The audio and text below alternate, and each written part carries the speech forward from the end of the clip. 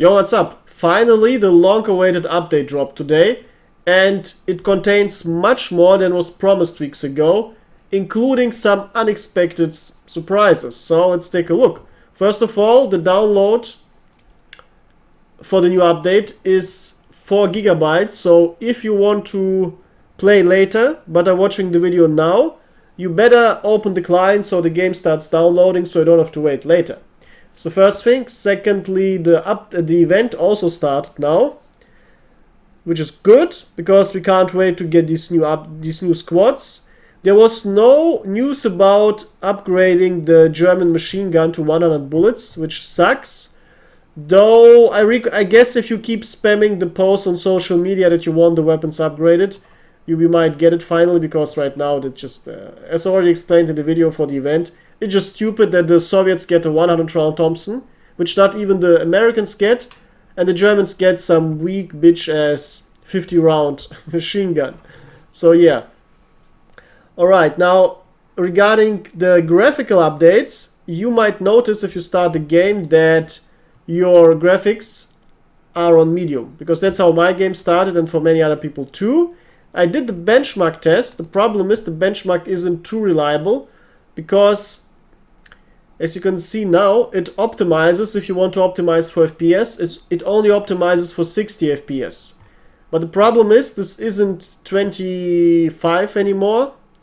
2005, it's 2024. So yeah, you don't want to live with 60 FPS. So my recommendation is go for 100 FPS.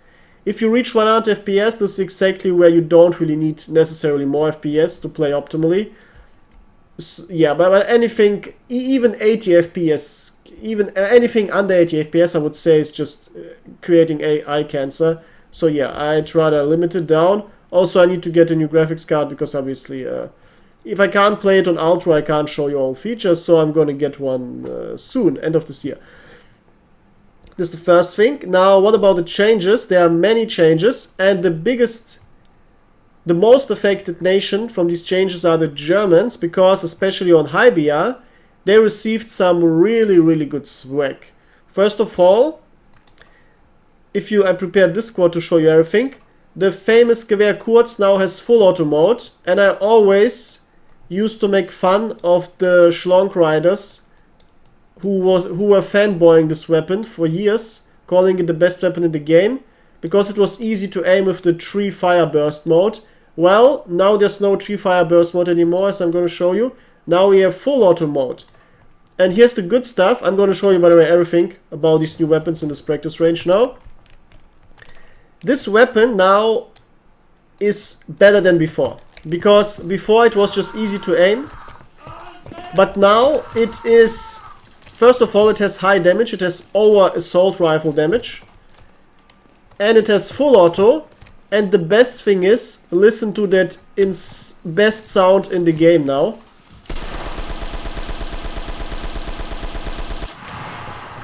That's fucking nice. This sound is officially my...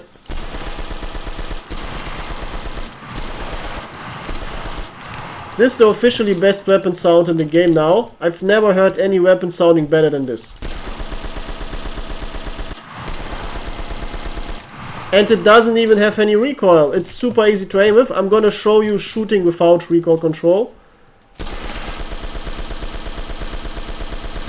Yes, it's a very straight diagonal, and it's super easy to control.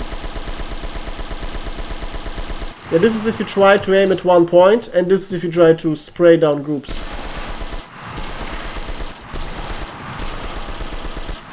And you can easily kill 5 to 6 soldiers with this. And keep in mind, the damage always kills with 2 hits, so the damage is insane. Now this is better than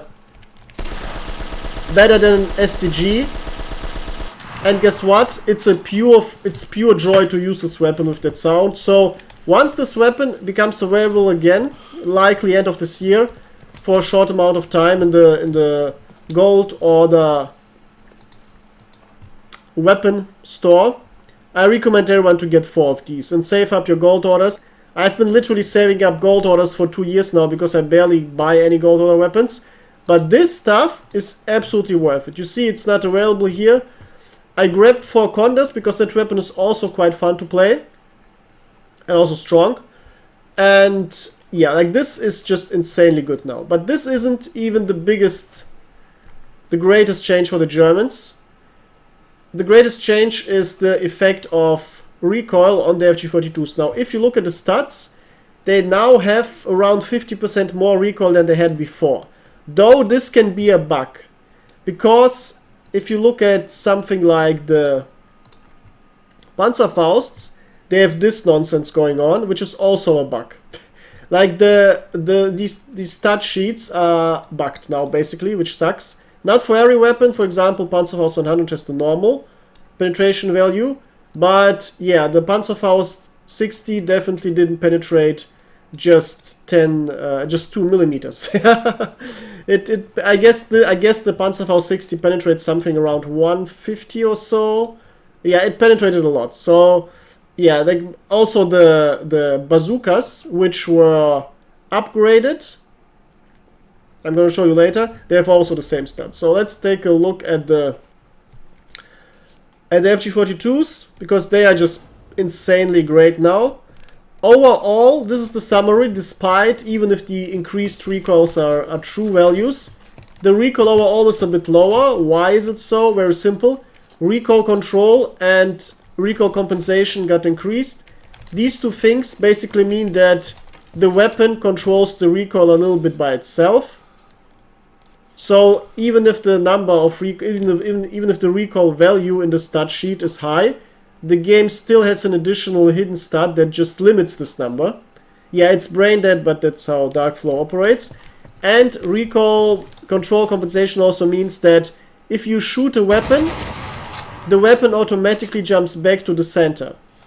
For example, if you have 50% recoil control compensation, the weapon after a single shot will jump 50% back.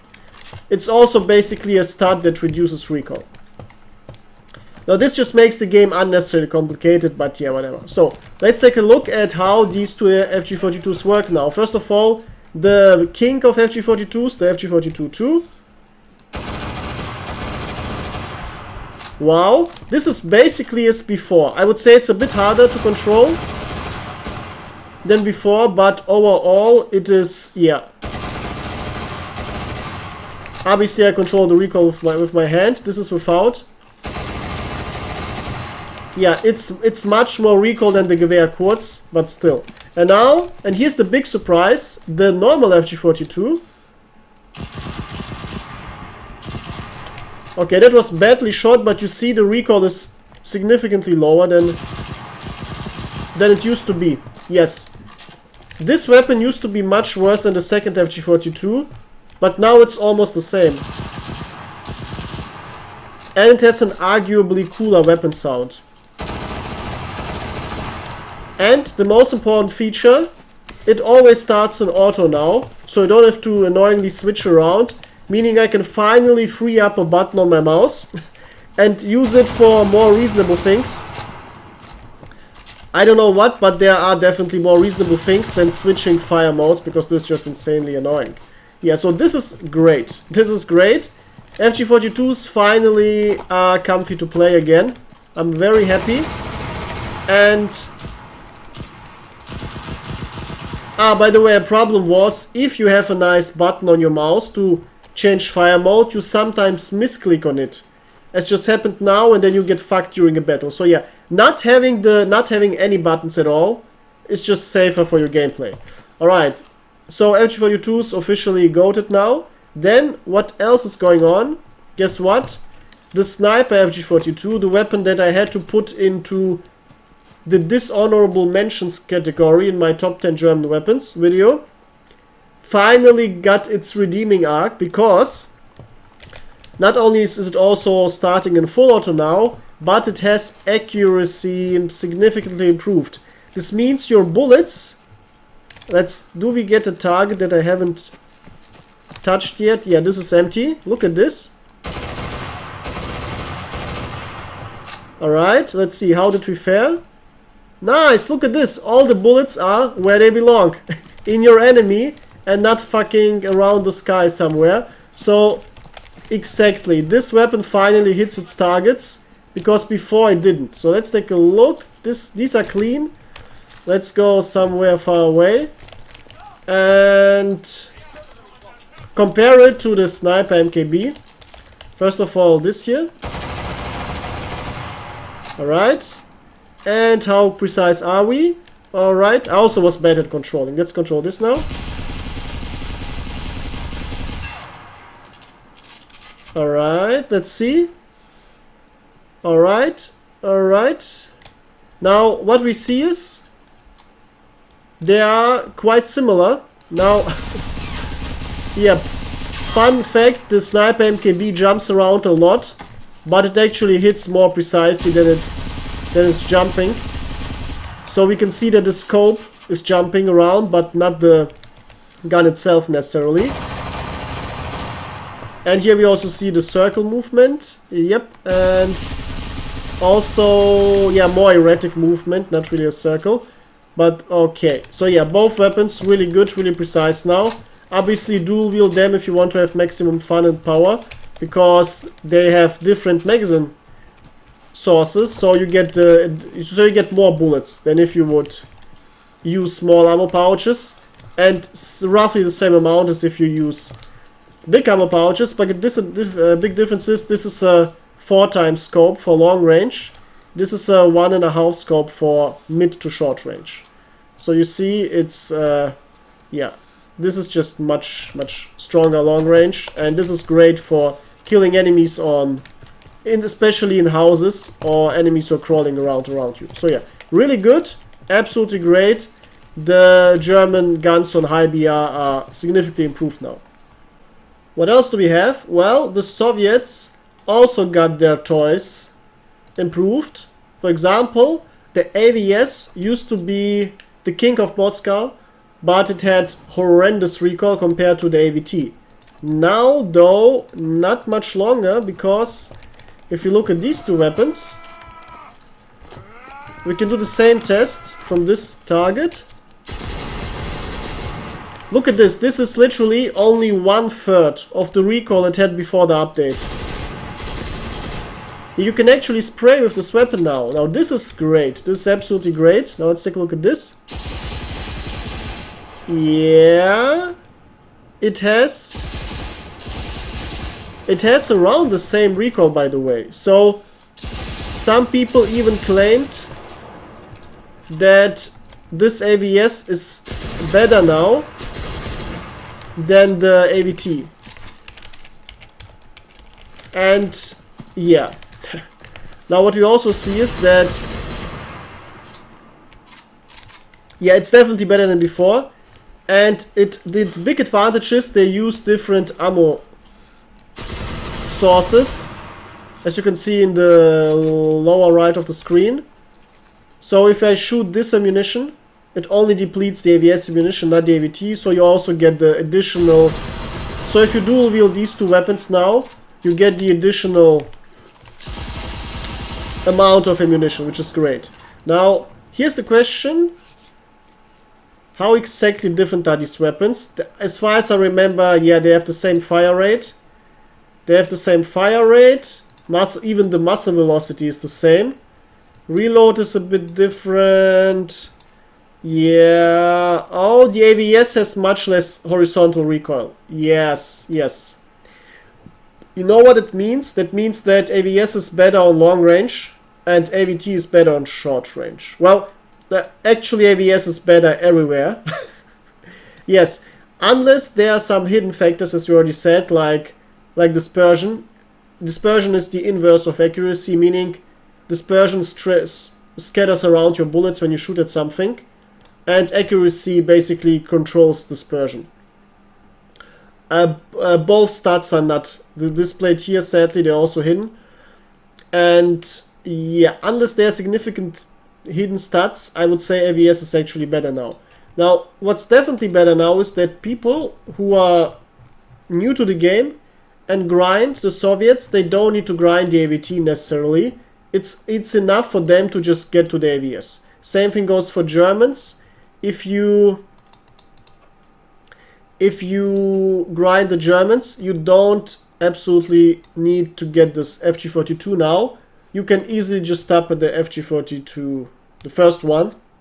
You don't need to unlock the second one. And instead you can just grind the really good assault rifles or the supreme sniper rifles. Though obviously for I recommend everyone to get the Kirali because you can put it everywhere. It's a very strong weapon. It's roughly the same power level as the MKB, by the way. Although this is an assault rifle. This is just the best SMG in the game, basically, if you can control it. Though I don't know if it's got its recoil improved too, but these recoil stats look insanely good. So let's try that out too, by the way. Since we got all the time in the world. Yeah, I can also show you the comparison between these weapons. Here we have SDG. Oh yeah, this is basically zero recoil. Yep, amazing. And now let's take a look at the Kirali. I think this weapon also got buffed, because this is significantly less than I remember. Yes, I think this weapon was buffed, definitely. Like, this recoil is much less than it used to be. Yep, you couldn't spray this weapon on long ranges. But now you can. Amazing. And let's take a look at the Condas in comparison.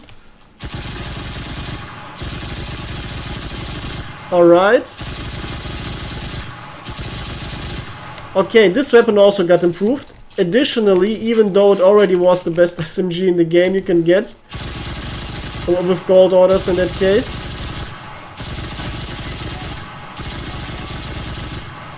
Yep, alright. It seems that basically all spraying weapons got their recoil, their hidden recoil control metrics improved. I mean, you can literally shoot everything here and still have more than enough bullets. Alright, so officially this is insane. And of course the Panzerfaust still is the king of everything. Alright, now the Germans are eating very well today. Very well. Now, what about the burgers? Well, the burgers got their bazookas improved. And M2 Bazooka now has 127 penetration, and the M1 Bazooka has 80 penetration. Though it's also bugged, as it shows the same nonsense as the Panzerfaust 60 with this wrong display here. But still, this is really good.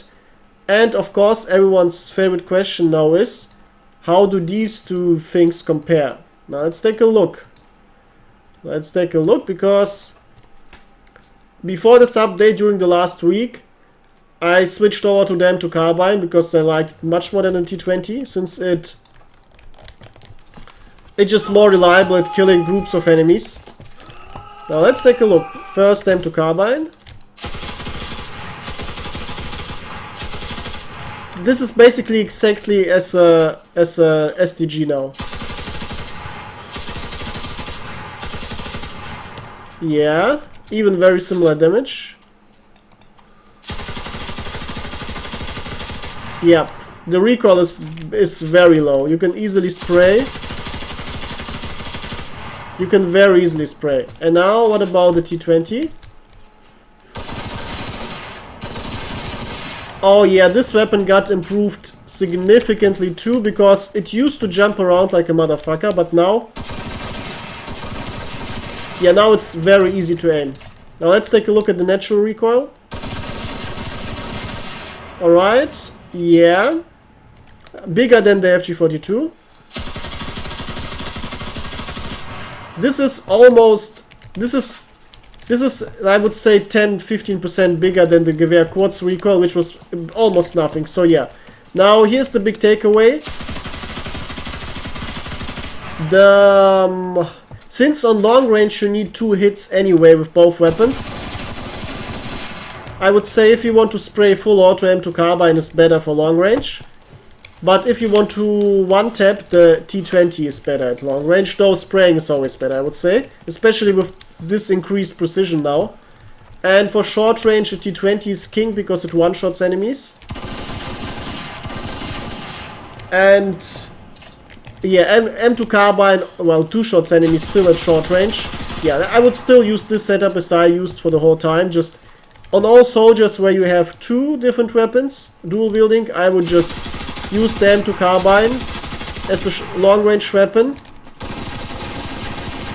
And the T20 as a short-range weapon as the optimal way to use them. And what about the bazookas? Let's take a look. Nice. It flies not quite flat. Yeah. Now I don't remember how flat it was flying before. It was always very well. Yeah, the muster velocity was quite fast. Much faster than a Panzerfaust, so it's much easier to aim with these bazookas than with other weapons. Alright, what else do we have new now? First of all, multiple SMGs and machine guns got some semi-auto mode on them. Let's take a look. This thing has auto and semi-auto. This thing has auto and semi-auto. Well, the shotguns don't, but this thing also semi-auto. It looks like basically all SMGs now also have semi-auto mode. Yep. Not all of them had before, but they have now. And machine guns too, we have the Breeder. It only has full auto. I guess it didn't have in real life, otherwise I would have given it. But this now has semi-auto. Now, is it good or not? Here's the thing. If a machine gun is very bad, like the Breeder, yeah, then it's beneficial to be able to use it on semi-auto without any trouble, because on long range, if you're playing low BR, it's just a really good gun. It's like a BR4 semi-auto rifle basically. This has 10 bullets, high damage, and semi-auto mode. Now if you use the Breeder with 20 bullets with the same damage on semi-auto mode, you literally have a BR4. This is even much better than BR4 then on low BR. So this gives you a good advantage if used in semi-auto. Basically like a sniper rifle without a scope.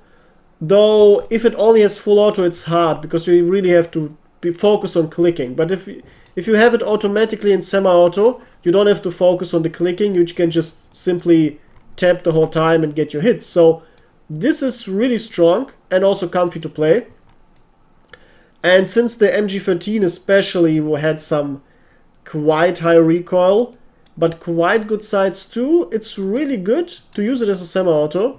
And what about the ZB? Yeah, it also has semi-auto mode. Though this weapon is very strong on short range if you just spray bullets into enemy groups. Even despite having only 20 bullets, it's still fine. So yeah, this is quite cool. Also, other nations got the same treatment. You also have semi-auto and basically everything that isn't a PPSH modification. So yeah, the Madsen also has semi-auto. By the way, Madsen, highly underrated weapon. The stats aren't that good, but it has a very fun fire sound. This is the biggest advantage. Also, this weapon literally screams to be used in semi-auto, because you have horrendous recoil, but you have 25 bullets, and sniping enemies with it, especially with the very good sights. I can show you them.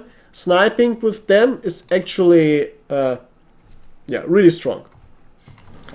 So we can also test the new AP Mine Nerf, because that's what happened too. First of all, this is the... Since I have the theory that basically most weapons got buffed. I think this machine gun also got buffed, because it used to be extremely hard to control. Now let's take a look at the Madsen. Well, the Madsen...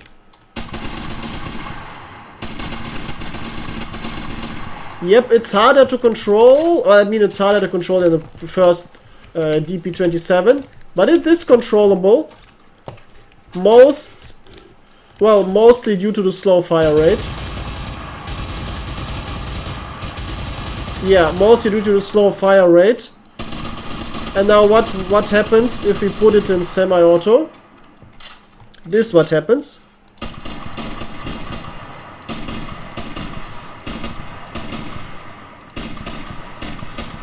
Yeah, it becomes quite nice. Yeah, it becomes really nice. And if you hide them down in the grass,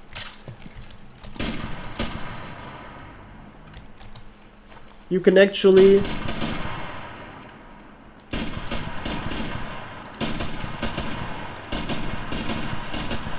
you can really nicely snipe enemies with this. Yeah, like this is the peak of low BR basically.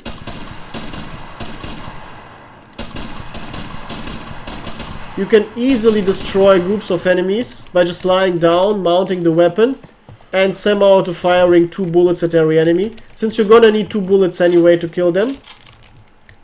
And also to make sure if you miss 1 bullet, so you at least get 1 hit.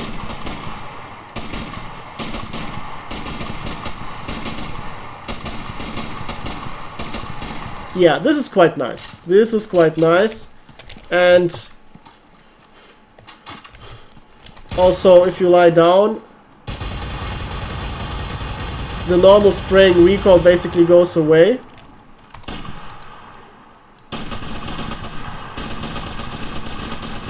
Yeah, like also as I said, the weapon sound for the Madsen is also amazing. Now what about the mines? Very simple. The mines got nerfed, the anti-personal mines. The radiuses are now 1 meter killing, 1.5 meters for downing, and 2.5 meters for injuring. Though the injuring is very, very small. Now here's how it works. If you're standing next to it, you usually die. Yes. Thank you, Alexei. Now, if you're standing a little bit away, you see, I just lost 50% of my life, which is nothing basically. Now, what if I stay here? Yeah, I expected to actually be down because it was quite close. Yeah, anti-tank mines of course always work. Now, by the way, I have the suspicion it's not radius, it's diameter. Because radius is obviously half of the diameter.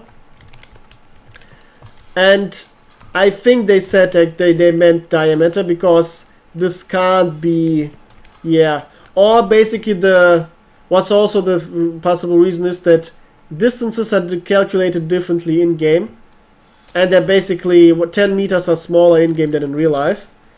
As you can see, for example, for the damage models for tanks and so on. So, yeah, like it's actually hard. You see, it's actually... Okay, this one's almost killed me.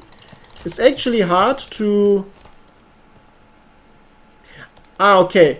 Without vitality, I would have been down. So we found yeah, this would also would have downed me without vitality. So I guess this is the diameter for getting... for getting injured, for getting down. So let's do a last test. We put a mine and we get a bunch of volunteers, and they sadly don't... Ah, my gopniks know what's up. They don't want to volunteer. They don't want to get on the mine. Ah, wait, I have wide formation, that's why. Alright, doesn't matter. I think also, I think they wouldn't take damage anyway. I think they wouldn't take damage anyway. Yep, they don't take damage. Yeah, okay, right. Only I can take damage as the active soldier from my own mine.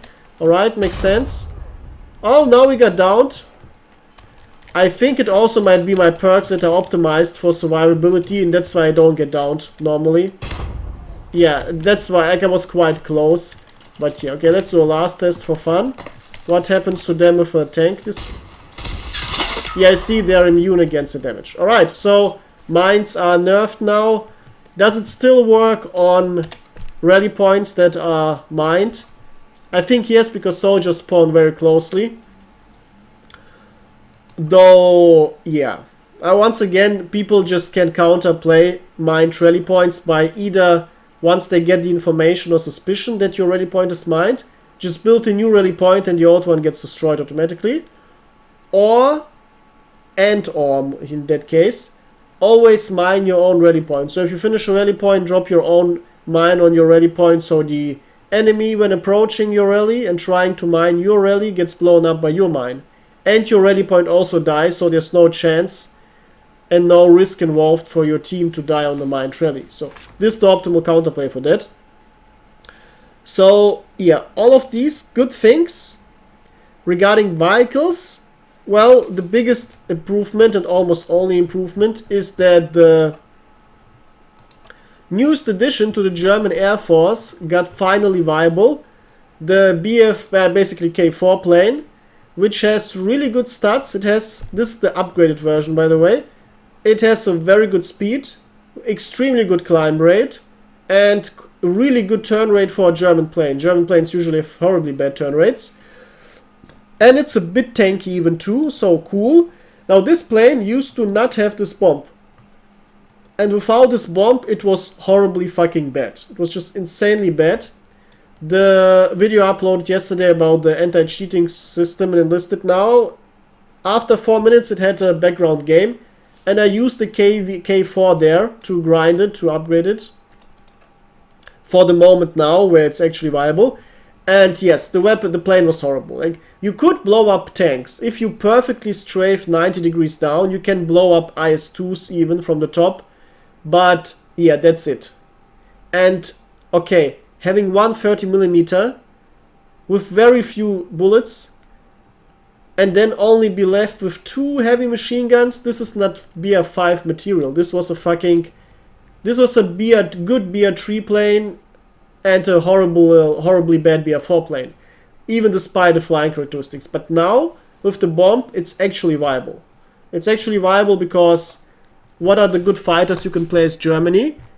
You could either play these. You could either play this new plane, which is just, yeah, it easily kills enemy planes because it has infinite firepower, also spread around the cockpit and the wings, so it's easy to hit. But you basically can't kill good strong targets on the ground. And it's not even that fast. Alright. Then, alternatively, you had the, which I was promoting in many videos, the Focke-Wulf A8 with very generous 4 20mm cannons. Not too much ammunition, but still. And once you run out of the 20mm, you still are left with 400 bullets for the 2 heavies, which is great. Also keep in mind, heavies are flying faster than 20mm. Heavy machine gun, so smaller caliber, because the bullets are just lighter. Now this means that it's easier to hit targets with the 13mm and the 20mm. So having a mix of these types of things is actually useful. The worst thing you can have, by the way, is if you have 13mm mixed with 30, because then your aiming wide aiming assist circle will be basically always off, because I think it takes the average of both values and the average is literally missing every shot. So yeah, but yeah, 13 and 20mm mixed on one plane is great. And you have 2 rockets. These rockets kill every vehicle in the game if you land a hit. If you don't land a straight hit, you have 0 effect basically. So yeah, that's a problem. Unless the tank is very weak, then yeah, you still kill it. But yeah, the problem is they are spread out on the wings 2 meters apart. This makes it extremely hard to aim, especially if you don't always use the exact same angle while approaching. Oh, by the way, this is also new. Look at this! Finally, we see what squads can use a vehicle. This used to be a pain in the booty. It used to be an absolute pain in the booty, but now we know, for example, if I want to play the Tiger P, I can use these. I can use the the Poseidon thing and this, whatever it is. And if I want to use the H1, I can use the same squads. Wait, am I stupid? Oh, apparently not. Well, okay, good. Let's take a look. Yep, this squad has this one, and this squad has not the other one. Well, okay. We have the improvement that the tech tree shows us which squads we can use, though apparently it's not always right. Or I get a mistake because I don't have because I have both equipped. Yeah, whatever. So still a big improvement. Now let's take a look. What if I want to get this here? It doesn't show me. Okay, it shows me as always which squad to grind it. For example, here. Oh, nope, it doesn't. Here I don't get the squad. It only shows you the squad which unlocks it. Yeah. This squad unlocks this, and then I guess this squad, this Radioman squad grinds for all of these weapons. Well, bit annoying, but still, at least with the vehicles, we now know which squads we can put these things in. So yeah, this is quite good. So yeah, this heavy bomb significantly improves this plane. The alternatives, as I said, weren't that good. Like the Focke-Wulf that I just showed, it's a good plane, it's fun to play, but it's against tanks, it's not that reliable. Unless you spend, I would say, 50 hours practicing only this plane and getting perfect with aiming. And the other planes are even worse. This one also can't do much. Now this is the really good alternative that I've been playing. It was the Italian Fiat.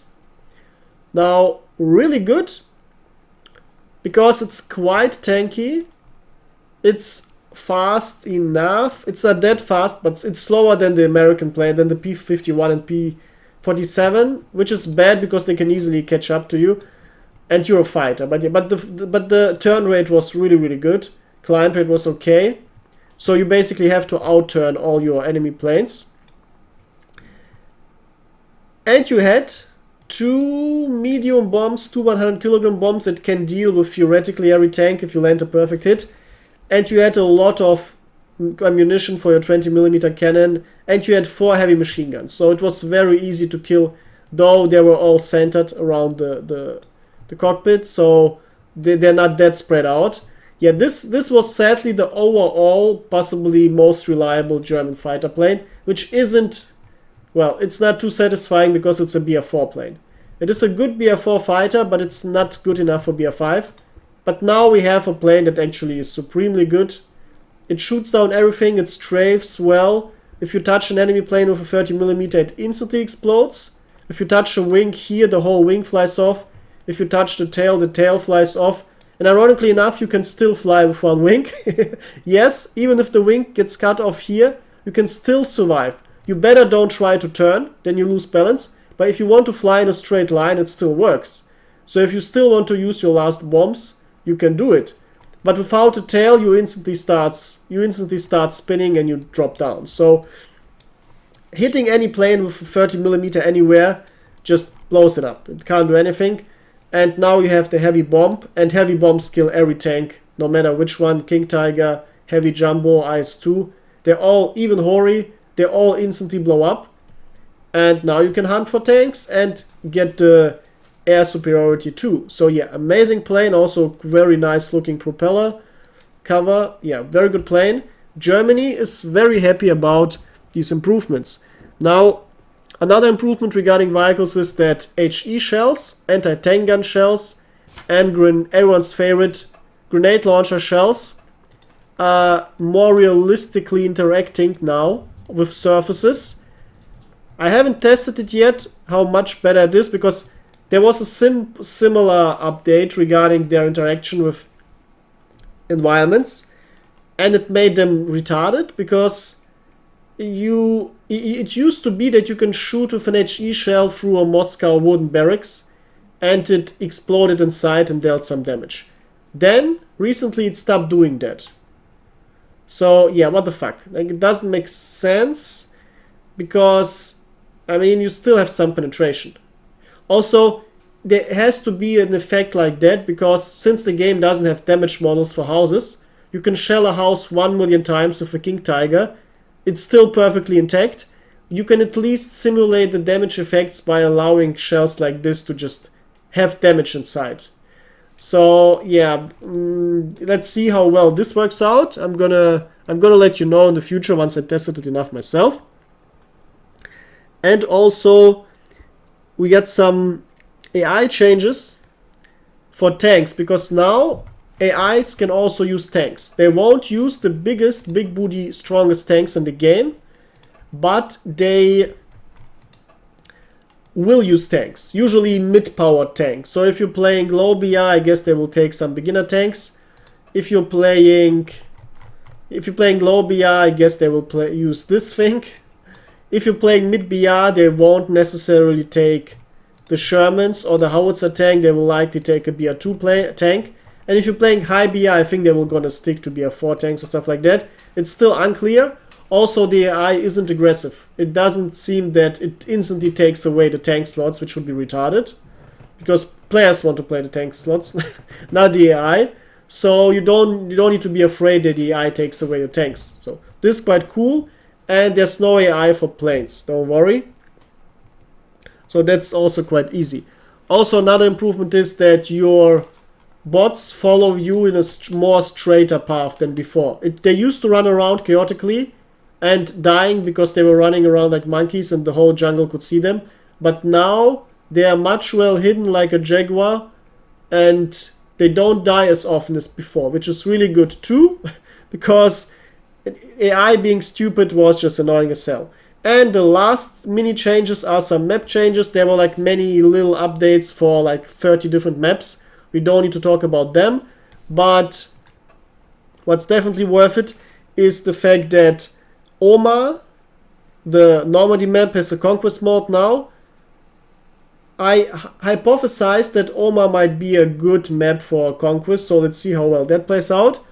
Also, Tenari River now has a south invasion mode, meaning hopefully it starts on the opposite end of the map, because it just became a highly boring map to always start at this beach with this one trench, and most of the game ending on this first objective because the attackers never kept. So yeah, that's quite cool. And Regev, now the conquest map in Regev, which was bad, annoying to play because it's just too big and you run around too much. Now it has 5 objectives.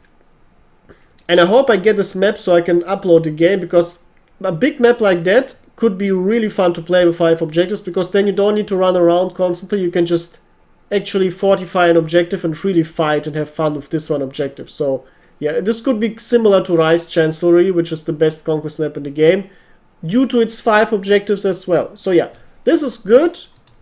Very good, great changes. Can't wait to play and test them. Also, graphics got a little bit improved.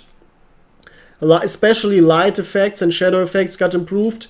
Lighting within dark areas got improved. So yeah, can't wait to take a look at this too. Also, one last mini change, and it's something that was promised months ago but finally realized in the game. If you have your gold order soldiers that you can get in the battle pass shop for soldiers, which as depicted here now also give you plus 20% experience for your whole squad, you can finally use them getting this bonus now, because it was written like the game had it, but it wasn't active. But now it finally is active. You see, this squad gets now plus 20% on everything. So yeah, this is really good. Now it makes them worth it. Why don't I play them still? Well, problem is, first of all, look at this. If you have gold order soldiers bought long time ago, they have imperfect stats. Yeah, this just sucks. Like, this is how a tier 3 rifleman needs to look like, not like this random. And secondly, if you buy them, most of the time they're just, for example, machine gunner 2, pilot 2, anti-tank gunner 1, stuff like that. And the best you can get is an assaulter 3. But yeah, this is the problem. These are allegedly superheroes who did superhuman things, which strongly indicates that they were fitter than most soldiers or more competent. But guess what? How is a highly competent assaulter not an assaulter 4? How can you get random dudes being assaulter 4s who are just randoms and who are fitter than some hero? So yeah, this is a problem, but still, if you're grinding, if you're new to the game, or if you want to grind a squad, if you get a new squad and you want to unlock its blue parts, especially these experience bonuses, as soon as possible. Always in a new squad, make sure you include one random soldier, preferably a rifleman, because obviously rifleman can be put in every squad, so you can always get the bonus and always grind the game faster than without the bonus. Alright? That's it. Let me know what you think and what you possibly already experienced in the new games after the update, and what your opinion is about the update. And if you like the information here, of course, like and subscribe and share with your enlisted playing friends so more people can enjoy the game. Until soon, goodbye.